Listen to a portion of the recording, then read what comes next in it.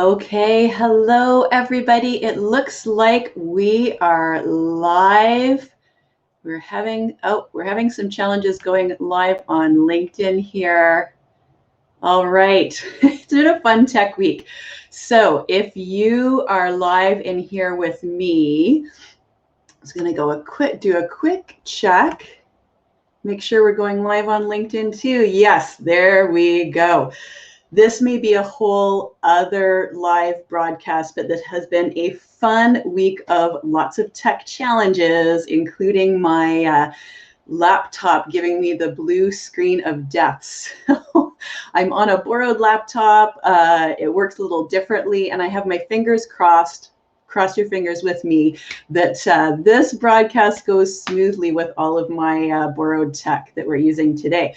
So if you're just joining us, welcome, welcome, welcome. I am so happy that you are here, and I'm so excited to talk about a really important topic today, and that is how to break free from too busy to raise more money. Specifically, I'm going to be talking about this in the context of major gifts, but I think this is going to be helpful for all fundraisers and nonprofit leaders. All right, so if we haven't met yet, I want to say welcome and introduce myself. I'm just there we go. Just navigating around this unfamiliar screen here. So my name is 𝗃𝗶𝗱𝗲𝗄𝐶, and I help fundraisers and nonprofit leaders raise more 5, 6, and even 7-figure donations for their amazing missions. So I think I wanted to share a little bit about why I was inspired to talk about this topic today, because this is something that I struggle with myself. This idea of living and working in our culture of busyness. And it was very interesting. I was catching up with a pal the other day, and I found myself, when she asked me, well, how are things going? How are you doing? And, I found myself doing what a lot of us do, sort of taking a big breath and heaving a sigh and saying, oh, I'm so busy right now. And so it was this interaction that actually inspired me to come to you live to talk a little bit about this idea, this culture of busyness that we're fundraising in, and how we need to be really purposeful about noticing it and really intentional about breaking free from that culture of busyness in order to raise the money that we need for our missions. All right, so this was also inspired by the fact that when I get to do one of my favorite things in my business, which is talk to fundraisers and nonprofit leaders like you, this is the #1 challenge that folks name when we're talking about, why aren't you focusing or why aren't you raising more major gifts? #1 reason is that people feel they don't have enough time for major gifts. So very relevant topic. If this is you as well, you are not alone, which is why we're going to be talking about this today. All right, if you're just joining us, welcome. The great thing I love about these live broadcasts is they give us the opportunity to interact and have a conversation. So I would love to hear from you.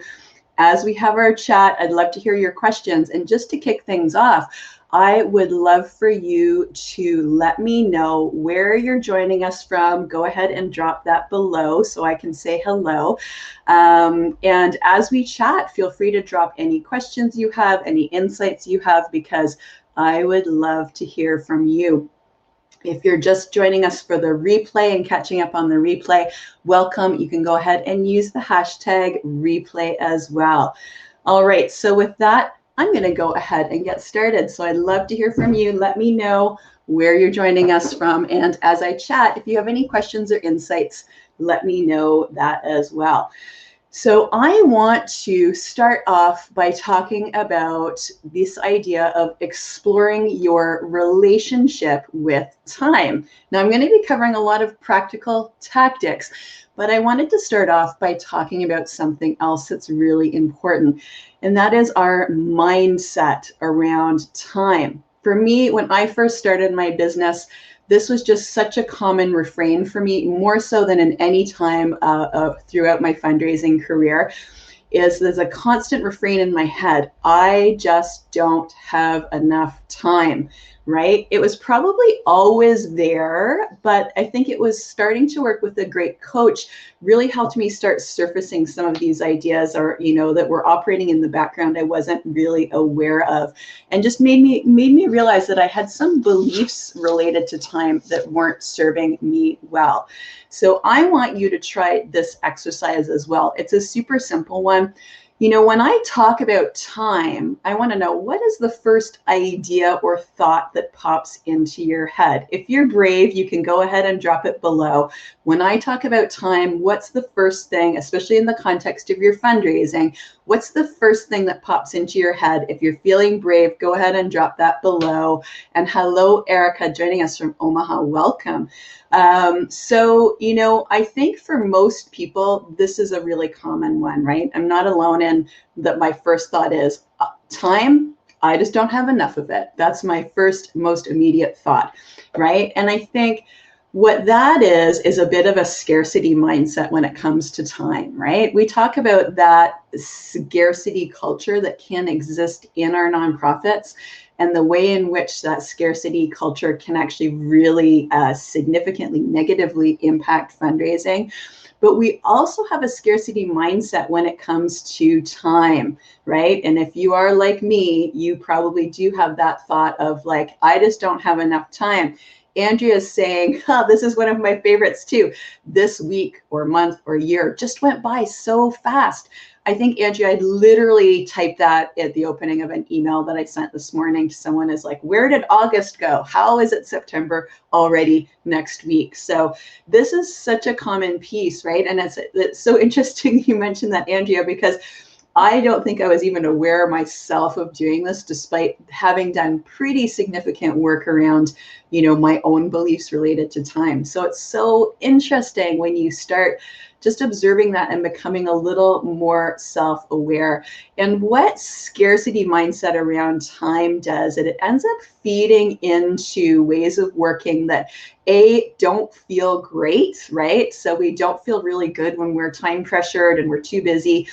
But B, I think those are also ways of working that aren't actually very productive. So, you know, I think some ways this shows up when we have that bit of scarcity mindset around time is that we're working reactively instead of working proactively. So we're just taking everything as it comes and as it gets thrown at us.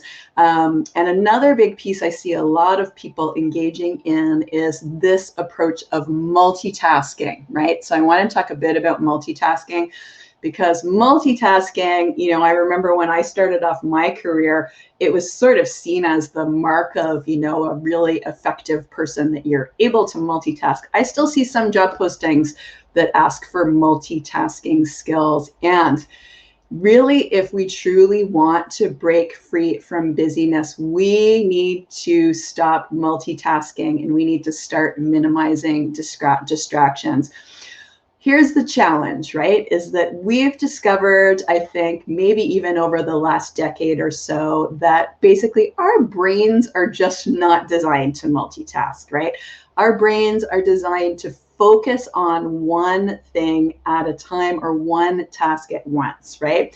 You may have heard the term context switching. I love this, but basically it's this idea of shifting your focus from one activity or one task to another. This is a context switch. And this is what happens when we multitask and we're jumping and jumping and jumping, right? And what they've discovered about context switching when it comes to the way our brains work, when it comes to neuroscience, is basically it increases your cognitive load, it increases your mental fatigue, and it's also very difficult to actually regain your focus every time you switch tasks, right? It can take anywhere between 15 to 20 minutes for you to regain your focus on a cognitively demanding task when you do a lot of context switching. So hopefully most of us, you know, are moving away from this notion that multitasking, you know, is good for productivity.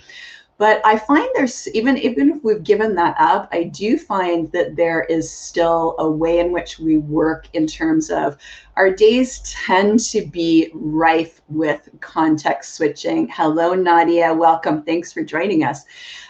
So our days tend to be rife with context switching, Just even if you think about the way in which we interrupt a task to check our email, we get an alert and we go on and check our Slack or whatever instant messaging platform you may be using in your work context, right? Your phone buzzes, so you're interrupting yourself and looking at your phone. Our days are designed in many ways for us to actually be constantly interrupting ourselves, right? And constantly context switching.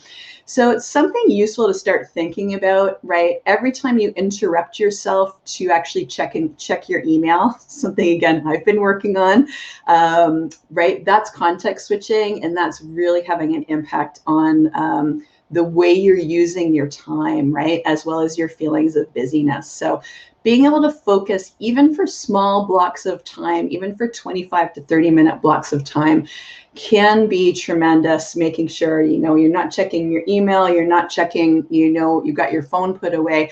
You make sure you're not interrupting yourself, because oftentimes we think of other people interrupting us.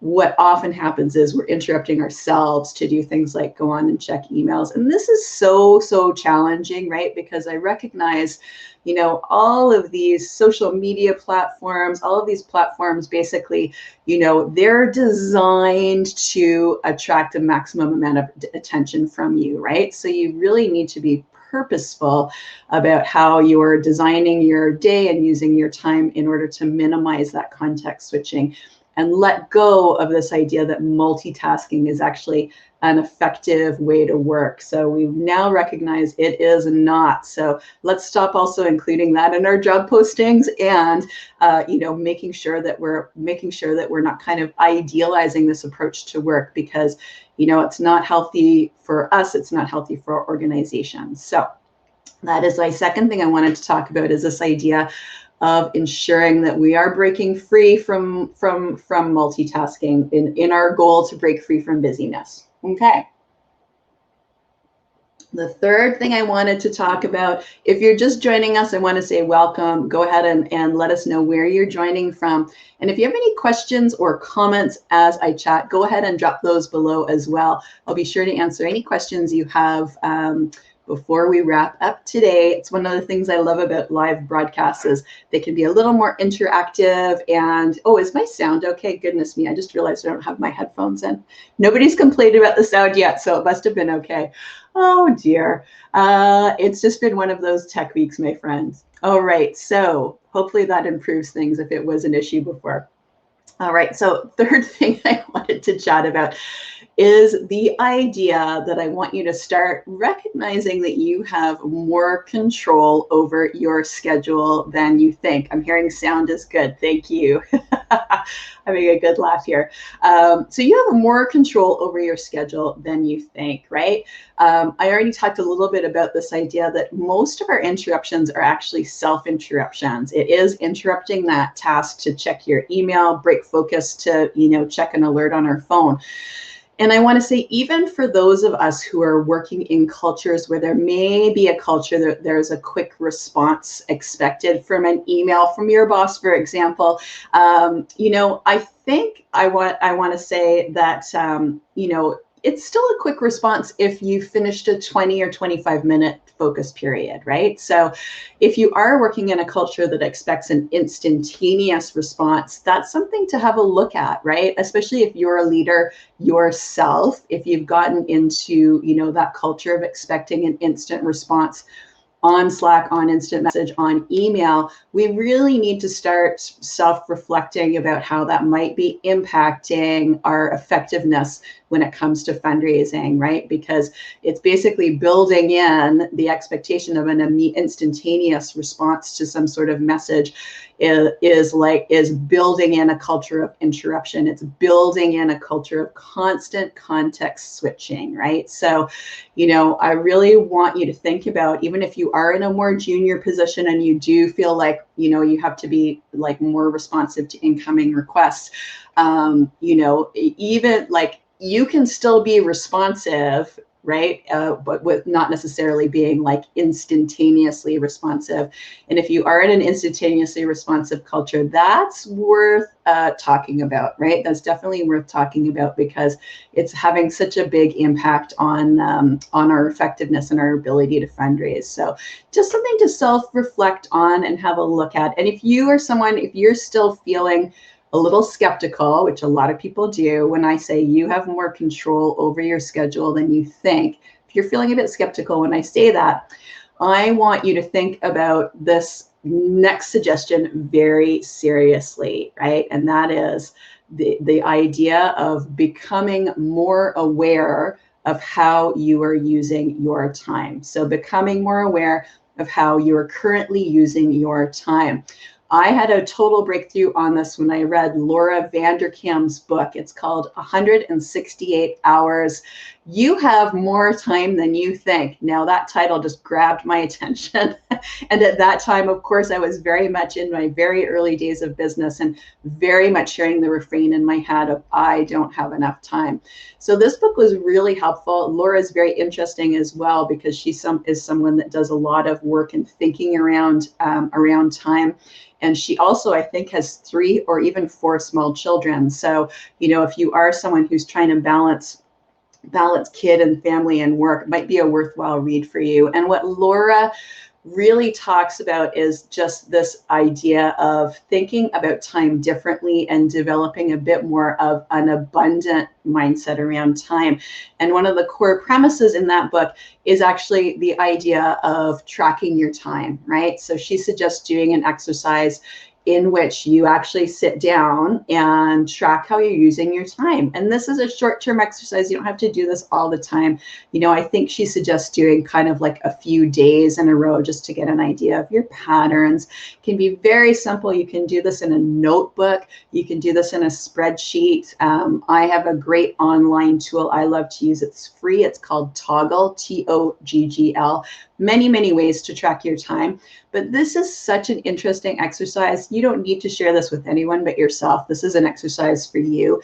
But to really sit down, commit to tracking a few days and actually see, you know, does your perception of where your time goes actually line up with the reality? What I discovered when I tracked my time is that I was doing a lot of what I talked about before. I was doing a lot of context switching. I was doing a lot of like constantly checking in my email and my messages and interrupting myself. I was also spending more time than I recognized on tasks that I didn't really feel were contributing a lot of value to my business. For example, for me as a business owner, I was spending a lot of time on social media, which is great. But this is the way we're having this conversation right now. But I also recognized I could still be setting aside time to do things like this live video and have important conversations like this. But I didn't necessarily need to be, you know, on it like constantly interrupting myself to go kind of check what was going on. Did I get a comment on the post? So really developing a little bit better practice around that in terms of not context switching and being purposeful. For example, for me, one of the things that time tracking exercise helped me work on, that's a continued work in progress, is to actually build in and schedule in time, distinct blocks of time to look at and respond to emails, as well as distinct blocks of time where I look at and respond to social media. So I'm not constantly scattering that through the day. And these things, as I said, they can be very tempting and they can sometimes be, you can be unaware of them because it's just a way we've developed that's kind of habitual around working. Checking email constantly is a very common one, right? Because our culture of instant response is kind of set up to expect that. So you can actually find a lot of time back when you start getting a little bit more purposeful and looking at how you're actually spending your time. And for me, it did actually make me start feeling a lot more abundant. I love that 168 hours. Made me start thinking 168 hours is pretty significant. So, you know, and if you are someone struggling with time, I want to share with you one idea that I found really helpful as well. A lot of my students find helpful, which is this idea of, you know, incremental commitments of time. If you are truly, you know, really wildly busy, and you don't have time, for example, to say read, just investing incremental pieces of time. Even let's say if you commit to reading 10 minutes a day, let's say you want to do some reading around fundraising, even committing to doing something like that 10 minutes a day, the way that adds up, that commitment adds up over the course of time is tremendous. Now, I don't have my math in front of me, but often when I'm sharing this with my students, if you think about 10 minutes, how it adds up over the course of a week, right? It's like, that's close to 1 hour of reading. When you think of how that adds up over the course of a month, and you've got like almost half a day that you're spending on reading, something that may have seemed like a bit of a luxury before if you're really busy balancing family and work and life. And if you think about that small incremental commitment and investment of time over the course of a year, that's when you really see things adding up in an amazing way. I think it was something like the equivalent of a full-time work week of reading over the course of a year. Just this idea of making a commitment to do something that's a really high priority to you in small increments of time and being really consistent about it, this can add up tremendously. And I think this applies to your fundraising and your major gifts as well, right? If you're finding time difficult, if you're finding it difficult to actually find the time to do those really important proactive tasks, for example, those tasks that are important but not urgent, like building relationships with your major gift prospects and donors, this idea of really doing that incremental time investment may serve you well if you are somebody who, for example, is wearing many, many different hats. Perhaps you're at a small shop, perhaps you're an executive director doing fundraising off the side of your desk.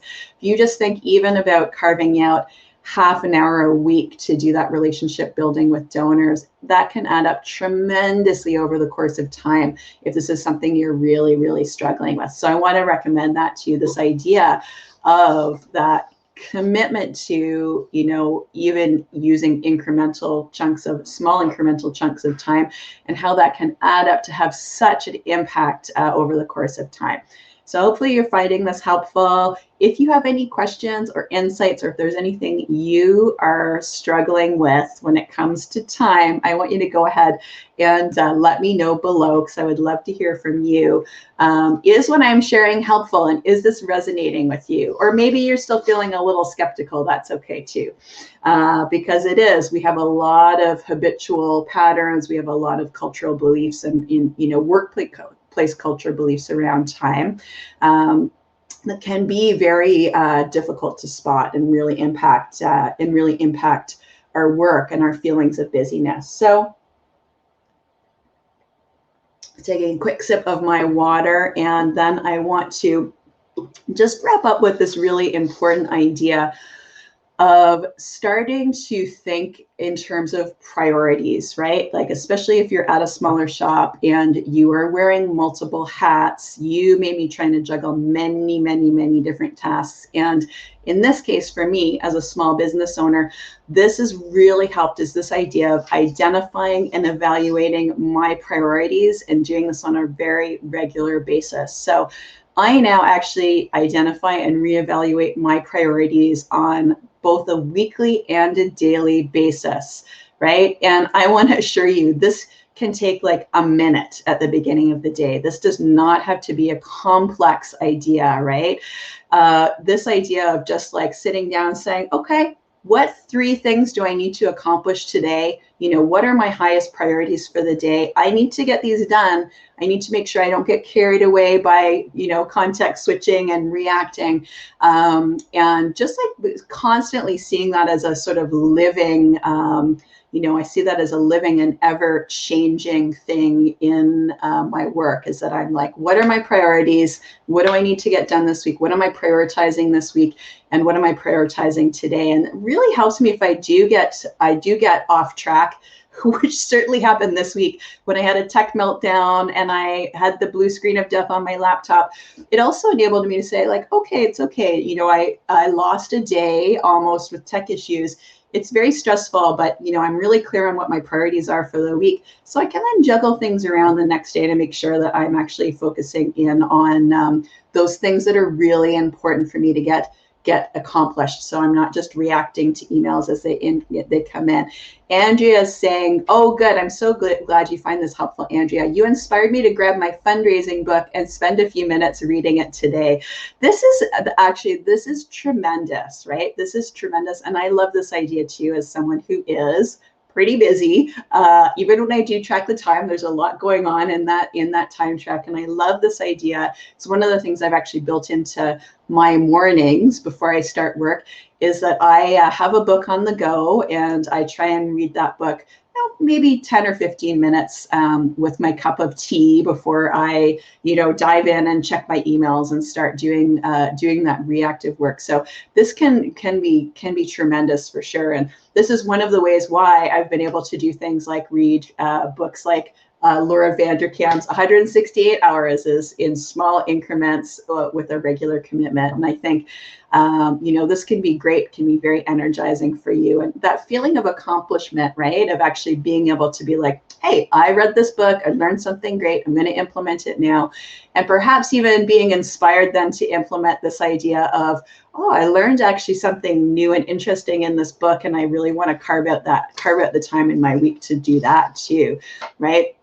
I mean, I think one of the things, and I will stick around to ask as many questions as you have, but one of the things I want to leave you with is the idea that as busy fundraisers, the time to do major gifts is never going to open up and miraculously, magically appear in your calendar.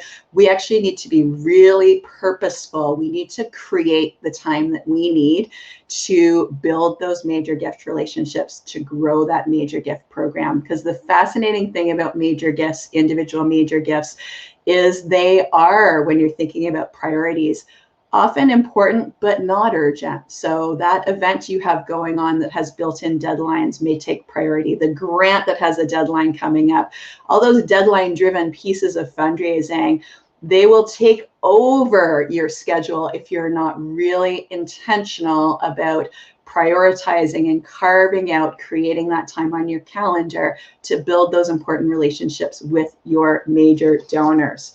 All right, so go ahead. If you have any questions, go ahead and drop those below. I wanted to share something with you I hope you'll find helpful. One of the things that I teach within my program, Major Gift Master Plan, is advanced time management for fundraisers. So I've given you a little taste of some of the things we talk about today, but if you're interested in developing a step-by-step system for growing major gifts for your mission, I want to let you know I've got something very cool coming up in September. For the first time ever, I'm giving everyone a sneak peek into the Major Gift Master Plan program. So I'm going to be giving you free access, time-limited access, to the first module in that program.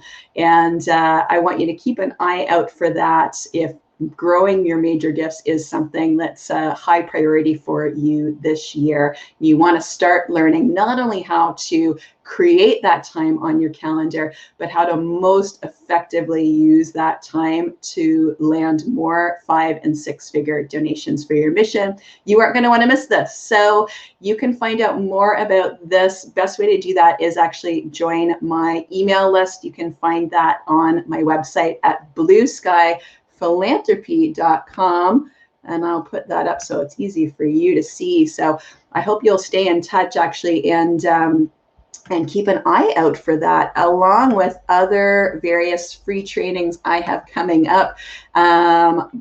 So yes, I'll keep in touch with you about that if that sounds interesting, and then we'll send out a sign-up link for free access to the first module of Major Gift Master Plan in September. So stay tuned for that.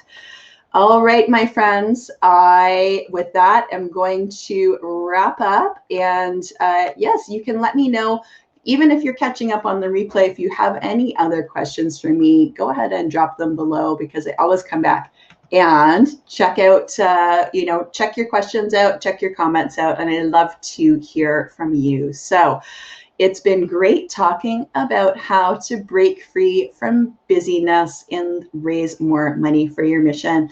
I hope you found this helpful, and I hope that you will stay in touch.